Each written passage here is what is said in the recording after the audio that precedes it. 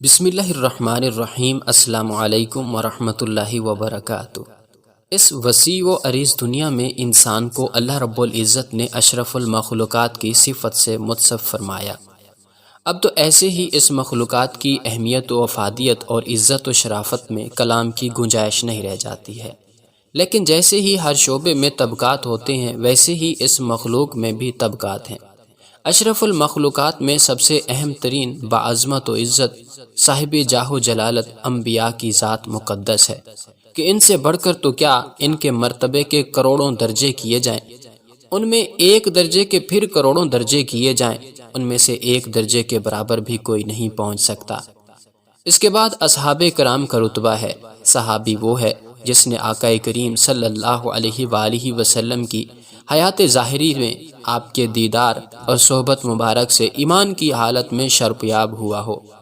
ان نفوس قدسیہ میں ہر ایک انسانی رہنمائی کا کامل و اکمل اور مکمل دستور ہے۔ اسی لیے آقا کائنات صلی اللہ علیہ وآلہ وسلم نے فرمایا، میرے اصحاب ستاروں کی مانند ہیں، تم ان میں سے جس کی بھی اقتداء کرو گے راہ یاب ہو جاؤ گے۔ ہر ایک کی الگ الگ خصوصیات ہیں، انہی میں سے ایک تابندہ ستارہ غسیل الملائکہ حضرت حنظلہ رضی اللہ تعالی عنہ کی ہستی ہے۔ آپ قبیلہ اوس کے خاندان عمرو بن عوف کے ابو عامر کے شہزادے تھے۔ ابو عامر قبیلہ اوس کے نہایت ہی با اثر و رسوخ اور شرفاء میں سے ایک تھے۔ آپ کی والدہ عبداللہ بن ابی کی ہمشیرہ تھی۔ ابو عامر کو رہنمائی اور قیادت کی خصوصیات سے اللہ تعالیٰ نے وافر مقدار میں حصہ عطا کیا تھا۔ وہ نہ یہ کہ صرف بعثت نبوی کا قائل تھا بلکہ لوگوں کو دعوت بھی دیتا، لیکن جب آقا کریم صلی اللہ علیہ وآلہ وسلم کی آمد گرامی ہوئی اس وقت تک آپ کا والد راہب کی شکل میں ایک مقبول ترین رہنما ہو چکا تھا۔ اپنی قیادت کے سامنے کسی اور کی قیادت تسلیم کرنے کا مادہ ختم ہو چکا تھا۔ ساتھ ہی ابن ابی بھی دونوں کو اپنی سرداری خطرے میں معلوم ہونے لگی تھی۔ ان میں سے ایک ابن ابی نے تو منافقت کر کے مدینہ کو ہی اپنا مسکن بنا رکھا، البتہ ابو عامر کے صبر کا پیمانہ لبریز ہوا اور وہ مدینہ طیبہ سے راہ فرار اختیار کر کے مکہ چلا گیا۔ غزوہ احد میں کفاران مکہ کے ساتھ جوش و حسد میں ابو عامر بھی آیا۔ اس پر رسول کریم صلی اللہ علیہ وسلم نے اس کے لیے فاسق کا لفظ استعمال فرمایا، اور ابو عامر کو اب تاریخ اسلام اسی لفظ سے جانتی ہے کہ یہ وہ بدترین شخص تھا جس کی سازش سے مسجد زرار تعمیر کی گئی تھی۔ اسی نے غزوہ احد میں وہ گڑھے کھدوائے تھے جن کو گھاس پھوس سے ڈھانپ دیا گیا تھا۔ جنگ حنین تک جتنی بھی لڑائیاں ہوئیں سب میں اس اسلام دشمن شخص نے کفار کو اشتعال دلانے میں ایک نمایاں کردار ادا کیا، حتیٰ کہ قیصر روم کو بھی اسی نے عرب پر حملہ کرنے کے لیے تیار کیا تھا۔ لیکن ایسے بدبخت کے گھر میں حضرت حنظلہ رضی اللہ تعالی عنہ جیسی قابل رشک جنت ہستی کا وجود پر مسعود ہوا، جس سے عالم اسلام کو ایک نئی طاقت و قوت و شہرت حاصل ہوئی، اور بعد فتح مکہ کے وہ وہاں سے بھی بھاگ نکلا اور ہرقل کے پاس جا کر پناہ گزین ہوا۔ ایمان کی مضبوطی ہی سب سے بڑی کرامت ہے، اور ایمان کی مضبوطی پہچانی جاتی ہے اس وقت جب کہ اپنے غیر کفر سے نفرت ظاہر ہو۔ حضرت حنظلہ کی ایمانی حرارت کا عالم یہ تھا کہ ایک مرتبہ آپ نے حضور مختار کائنات صلی اللہ علیہ وآلہ وسلم سے عرض کی، یا رسول اللہ صلی اللہ علیہ وآلہ وسلم، اگر آپ اجازت دیں تو ابو عامر کو اس کے انجام تک پہنچا دوں۔ ٹھیک یہی سوال حضرت عبداللہ نے اپنے والد ابن ابی کے لیے کیا تھا، لیکن دونوں کو رسول کریم صلی اللہ علیہ وسلم نے اجازت نہیں دی تھی۔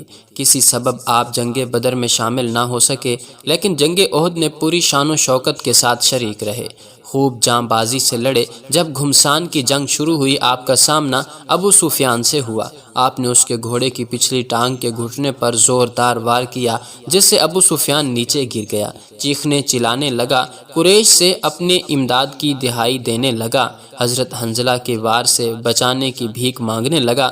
قریب تھا کہ آپ ابو سفیان کو انجام تک پہنچا دیتے، لیکن اتنے میں ایک بدترین شخص اسود بن شعوب یا شداد بن اسود نے آپ پر نیزے سے وار کیا، اور آپ کو شہادت حاصل ہوئی۔ یہی جنگ آپ کی پہلی اور آخری جنگ رہی۔ روایات میں آیا ہے کہ حضرت حنظلہ اپنی بیوی کے ساتھ پہلی رات میں حجلہ عروسی میں تھے۔ کسی پکارنے والے نے پکار لگائی کہ سرکار دو جہاں صلی اللہ علیہ وآلہ وسلم نے جہاد کا حکم فرمایا ہے۔ وہ صحابی اپنے بستر سے اٹھے اور پابہ رکاب ہو گئے۔ دلہن کہتی رہی آج کی رات ٹھہر جاؤ، صبح جہاد پر روانہ ہو جانا، مگر وہ صحابی جو صحابی عشق میں مخمور تھے کہنے لگے کہ اے میری رفیق حیات، مجھے جانے سے کیوں روکتی ہو؟ اگر جہاد سے صحیح سلامت لوٹ آیا تو زندگی کے دن اکٹھے گزار لیں گے، ورنہ کل میدان قیامت میں ملیں گے۔ بعد شہادت چاندی کے تشت میں فرشتوں نے آپ کو غسل دیا۔ ابن حبان اور امام بہیقی وغیرہ نے بیان فرمایا ہے کہ حضور نبی مکرم صلی اللہ علیہ وسلم نے ارشاد فرمایا کہ تمہارے ساتھی حنظلہ کو فرشتوں نے غسل دیا۔ ان کے اہل خانہ سے پوچھو ایسی کون سی بات تھی جس کی وجہ سے فرشتوں نے انہیں غسل دیا؟ سوال کا جواب دیتے ہوئے ان کی اہلیہ محترمہ نے فرمایا کہ وہ ندائے جہاد سن کر حالت جنابت ہی میں روانہ ہو گئے تھے، اور اس پر رسول کریم صلی اللہ علیہ وسلم نے ارشاد فرمایا بس یہی وجہ ہے کہ فرشتوں نے غسل دیا۔ اللہ تعالیٰ کے نزدیک مقام و مرتبے کے لیے اتنا ہی کافی ہے۔ اسی وجہ سے آپ کو غسیل الملائکہ جیسے القابات سے تاریخ اسلام متعارف کراتی ہے۔ خلاصہ یہ ہے کہ ہم یہ کہہ سکتے ہیں کہ یہی جذبہ ایثار آج بھی ہم اپنے اندر پیدا کر لیں تو قسم ہے اس ذات وحدہ لا شریک کی جس نے پوری دنیا کو وجود بخشا، آج ہم بھی سر بلند ہوں گے، اپنی کھوئی ہوئی عظمت رفتہ کے وارث ہوں گے، محمد عربی صلی اللہ علیہ وسلم کے لائے ہوئے دین متین کو نافذ کرنے میں کامیاب و کامران ہوں گے۔